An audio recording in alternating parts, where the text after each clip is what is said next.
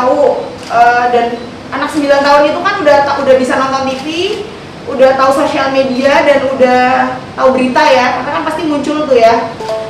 Terus dia bertanya sama aku beberapa kali, "Mah, emangnya aku ini beneran bukan anak papi ya?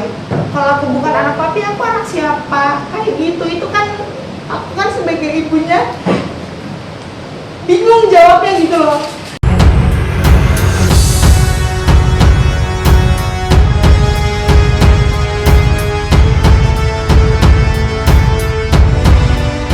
Dan inilah polemik panas Daus Mini dan Yunita, mantan istri Daus Mini. Tak terima dengan pernyataan istri Daus yang mempertanyakan status anak Daus dan Yunita hingga meminta melakukan tes DNA. Yunita mendatangi Komnas Perlindungan Anak. Inilah kemarahan dan tangis mantan istri Daus Mini yang pecah saat mendatangi Komnas Perlindungan Anak. Ical itu dibully sama teman-temannya itu nggak sekali dua kali ya. Jadi sebenarnya waktu ada beberapa kali kan ada pernikahannya bapaknya, ada pernikahan kedua, lalu ada pernikahan ketiga. Itu Ical pernah dapat bullying di sekolah, dikatain gini, "Cal, lihat tuh bapak lu kecil-kecil udah kawin 3 kali. Gimana perasaan anak aku?" Ya karena sekarang kita lagi sekolah from home, lagi sekolah di rumah, ya tidak ada bullying. Tapi gimana nanti kalau sudah masuk sekolah, teman-temannya akan ngatain Ical lagi gitu loh, kayak gitu. Ya, kok? Udah kok?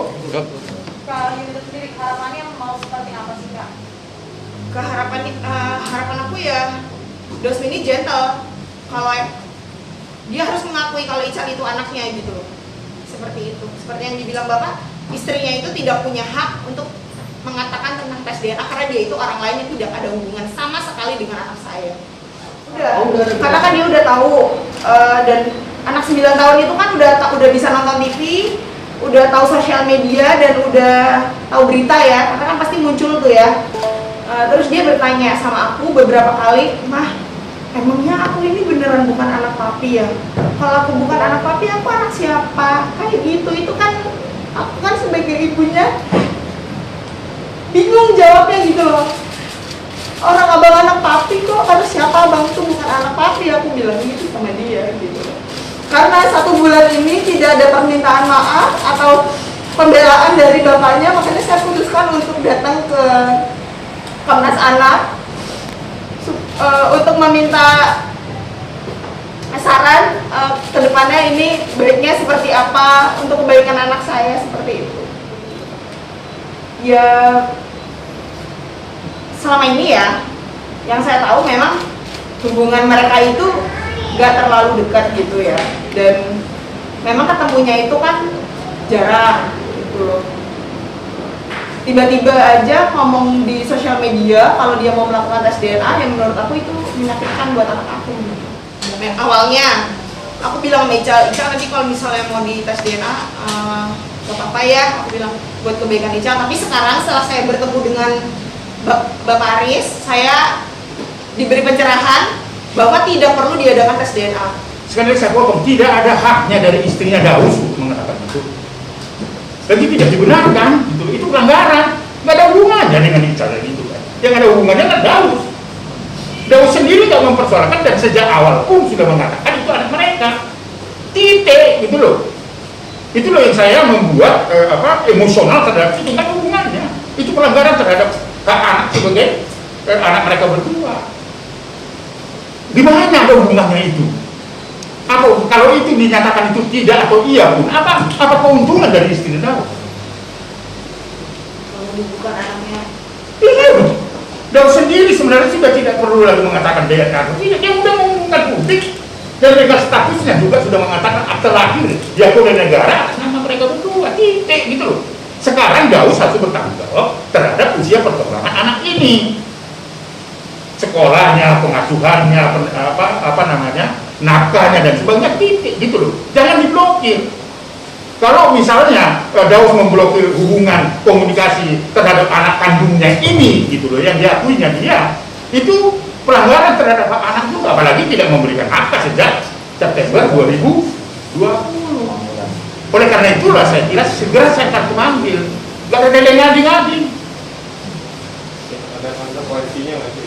Ya? Ada konsekuensi. Ada konsekuensinya karena itu merupakan kekerasan, ya, dan fitnah dan sebagainya, nggak ada hubungannya. Bisa nanti kita lihat ketika panggil, misalnya apa yang akan dijelaskan, setelah itu kita akan menyimpulkan apakah itu merupakan tindak pidana atau tidak, atau diteruskan ke polisi atau tidak nanti. Nah, tentunya kita akan konsultasi pada Yunita dengan anaknya juga kan gitu. Tapi kita harus bedah kasusnya itu setelah nanti kita datangkan mereka berdua.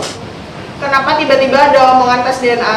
Makanya mungkin itu nggak mungkin ada asap kalau tidak ada api. Nggak mungkin kan tiba-tiba istrinya ngomongin tes DNA kan? Mungkin sudah ada perbincangan antara suami istri, kan aku juga nggak tahu gitu.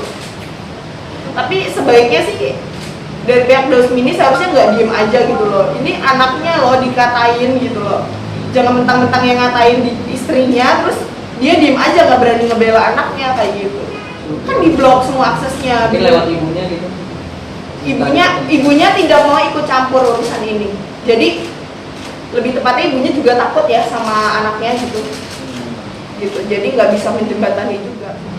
Ibunya Daus atau neneknya Ical, neneknya bilang kalau yang ngeblok itu bukan papinya Ical sendiri kayak gitu. Indikasi siapa Mbak indikasinya?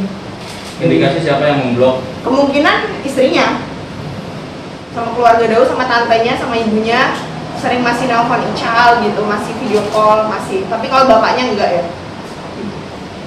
Lantas, benarkah Aris Merdeka Sirait selaku Ketua KPAI akan segera memanggil Dausmini dan istrinya? Saya kira waktu dekat ya, karena ini tidak bisa dibiarkan begitu lama ya, karena anak ini trauma seperti yang disampaikan ya. Dan itu tidak ada toleransi terhadap itu. Daus harus bertanggung jawab terhadap itu karena sudah mengumumkan itu secara resmi dan akte lahirnya juga itu atas nama mereka.